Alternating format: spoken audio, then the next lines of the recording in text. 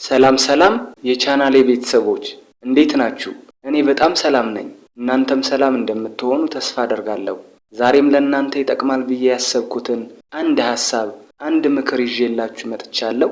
ለዛሬ የመረጥኩት ሐሳብ እሺ እንድትልህ ማድረግ ያለብህ የሚል ነው። እናም ለቻናሌ አዲስ የሆናችሁ ላይክ እና ሰብስክራይብ ማድረጋችሁን አትርሱ። ሰብስክራይብ ያደረጋችሁም ላይክ አድርጋችሁ ጀምሩት። አብራችሁን ይሁኑ። በመሆኑም ዛሬ የፍቅር ጥያቄያችሁን እንድትቀበል ወይ ደግሞ እሺ እንድትላችሁ ማድረግ ያለባችሁን ነገሮች ነው የምነግራችሁ። እስከ መጨረሻ አብራችሁኝ እንድትሆኑ እፈልጋለሁ። እንግዲህ በመጀመሪያ ደረጃ ሴት ልጅ ለመቅረብ ስትሞክሩ ማድረግ ያለባችሁን ነገሮች ምን ምንድናቸው የሚለውን፣ አንደኛ ቀጥተኛ ሆናችሁ ቅረቧት። ማለትም ደስ ብላህ ስባህና መስጣህ ለፍቅር ተመኝታትና ፈልጋት ሳለ ቆይ እስኪ መጀመሪያ በጓደኝነት ልቅረባት ብለህ ዝም ብለህ በጓደኝነት መቅረብ የለብህም። ከመጀመሪያ ጀምሮ እሷን ለምን እየቀረብካት እንደሆነ ግልጽ ልታደርግላት ይገባል፣ ወይ ደግሞ ልታሳውቃት ይገባል። ማለትም በመጀመሪያ ቀን እንደወደድኳት ከነገርኳት ትንቀኛለች ብለህ ልታስብ ትችላለህ። አዎ ትክክል ነህ። ልትንቅህ የምትችልበት መንገድ እንዴት እንደሆነ ግን ግልጽ አድርጌ ልንገርህ። በመጀመሪያ ቀን እንደተገናኛችሁ በጣም ነው ደስ የምትዩ፣ በጣም የተለየሽ ቆንጆ ነሽ፣ ወድጄሻለሁ፣ የኔ እንድትሆኝ እፈልጋለሁ ምናምን ካልካት አዎ ትንቅሃለች። በመጀመሪያ ቀን እንዳገኟት እንደዚህ የሚሉ ወንዶች እንዳሉ የታወቀ ነው። አንተ ግን ማለት ያለብህ ቀለል አድርገህ ደስ የምትይ ልጅ ነሽ፣ ካንቺ የሚስበኝ ነገር ስላለና ስለተመቸሽኝ ልተዋወቅሽ ፈልጌ ነው፣ እኔ ከማውቃቸው ሴቶች አንዷ ብትሆኚ ምንም ችግር የለውም ደስ ይለኛል ብትላት ዝም ብሎ ከመቅረብ በጣም የተሻለ ነው። ጥያቄው ልተዋወቅሽም ስለሆነ ልትንቅህ የሚያደርግ ምንም ምክንያት የለውም። ከትንሽ ፈገግታ ጋር እንደዚህ ብትላት ተፈላጊ መሆኗን ስለነገርካት በጣም ነው ደስ የሚላት። ካልሆነ ግን ልትንቀኝ ስለምትችል በጓደኝነት ልቅረባት ብለህ ለምን እንደቀረብካት ግልጽ ሳታደርግላት ከቀረብካት ግን ከሆነ ጊዜ በኋላ የፍቅር ጥያቄ ስታቀርብላት ኖ እንድትልህ ወይ ደግሞ ወደ ፍሬንድ ዞን እንድታስገባህ ነው የሚያደርገው። ስለዚህ እሷን የምትቀርብበት ምክንያት ግልጽ ማድረግ ይኖርብሃል፣ በጣም አስፈላጊ ስለሆነ። ሁለተኛ እሷ ምን አይነት ወንድ እንደምትፈልግ ወይ ደግሞ የወንድ ታይፖ ምን አይነት እንደሆነ ብታቅ የተሻለ ነው። ሰዎች ምን ይላሉ መሰለህ? የምትፈልጊውን አይነት ወንድ አትናገሪ፣ የምትፈልጊውን አይነት ሰው ሆኖ እንዳይመጣብሽ፣ የምትፈልጋትን አይነት ሴት አትናገር፣ የምትፈልጋትን አይነት ሰው ሆና እንዳትመጣብህ ብለው ይመክራሉ። ስለዚህ እሷ የምትፈልገውን አይነት ወንድ ብታቅ እሷን ለመቅረብ በጣም ይጠቅመሃል። ስለዚህ የወንድ ታይፖ ምን አይነት ነው፣ ሪሌሽንሺፕ ላይስ ምንድነው የምትፈልገው የሚለውን ተረድተህ የምትፈልገውን አይነት ወንድ ከሆንክላትና የምትፈልገውን እንክብካቤ ካሳየሃት ልትወድህ የማትችልበት ምክንያት አይኖርም።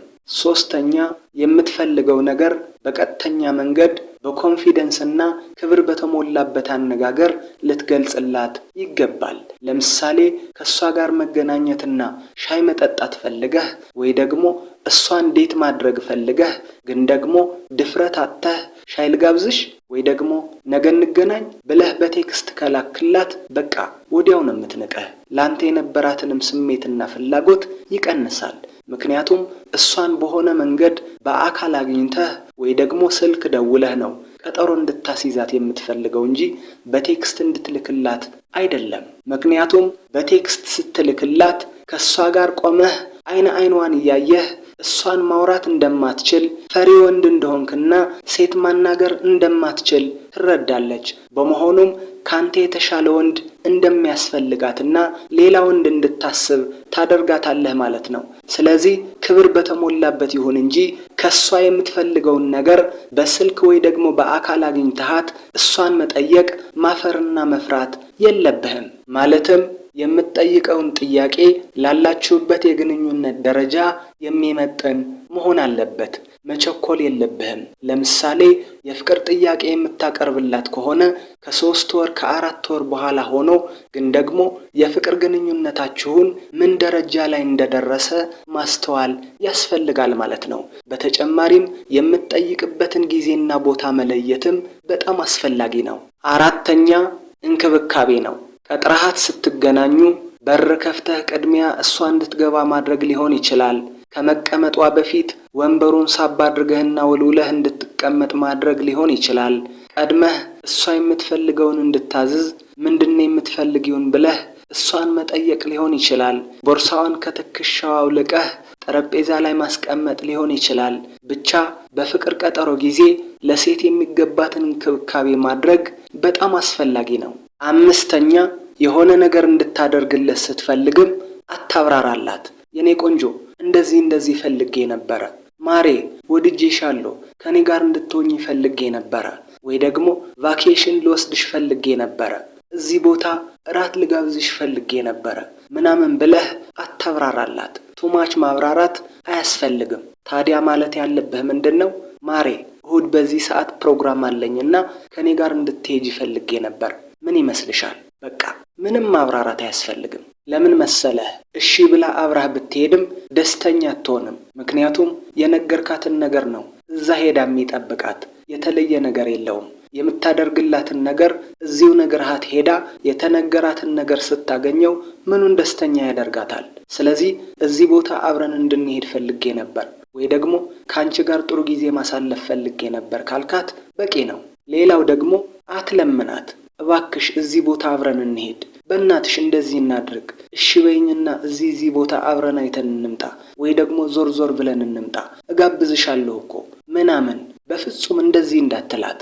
ክብሩ መጠበቅ ያልፈለገ ሰው ወይ ደግሞ መናቅ የፈለገ ሰው ብቻ ካልሆነ በቀር በፍጹም እንደዚህ አይባልም። ቀለል ያሉ ነገሮች ላይ ሲሆን ደግሞ ፊልም ቤት ልሄድ ነው፣ ከኔ ጋር ትመጫለሽ? መዝናኛ ቦታ ልሄድ አስቤያለሁ፣ አብረሽኝ ትመጫለሽ?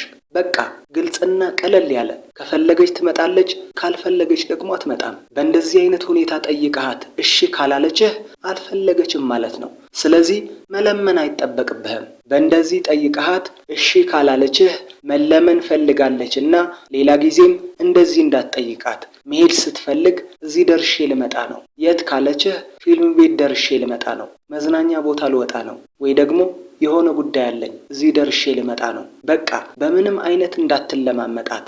ታዲያ እንሂድ አይባልም? ካለችህ ለመምጣት ፍላጎት ያለሽ አልመሰለኝም፣ ከፈለግሽ ግን መምጣት ትችያለሽ ትላታለህ። ያኔ በምንም እንደማትለማመጣት ስትረዳ ልክ ትገባለች፣ ታስተካክላለች። ከዛም አንተ ለምትናገረው ነገር ክብር መስጠት ትጀምራለች።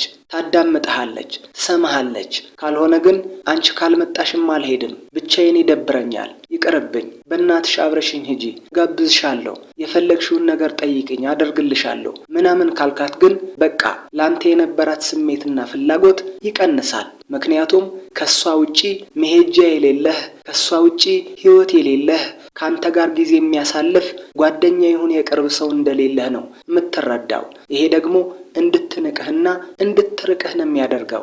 እናም ለራስህ ክብር ስጥ። እሷ ካልፈለገችህ አንተ በምን ምክንያት የማትፈልግህን ሴት፣ ካንተ ጋር ጊዜ ማሳለፍ የማትወድን ሴት እንዴት ልትፈልጋት ትችላለህ? ስለዚህ የምትናገርበትን መንገድ አስተካክለህ ክብር በተሞላበት ይሁን እንጂ መለማመጥ አስፈላጊ አይደለም። መለማመጥ አይደለም ለሴት ጓደኛህ፣ ለማንም ሰው አስፈላጊ አይደለም። ምክንያቱም ሰዎች አንተ ብቻ ፈላጊ እንደሆንክ በማሰብ እንዲንቁህ ያደርጋቸዋል። በአጠቃላይ አንተ በምትካፈልበት ቦታ እንድትካፈል፣ አንተ ጥሩ ጊዜ በምታሳልፍበት ቦታም ተሳታፊ እንድትሆን ግብዣ አቅርብላት እንጂ ፈጽመህ እንዳትለምናት። እንግዲህ ለዛሬ ያዘጋጀሁት ሐሳብ ይሄን ይመስል ነበረ።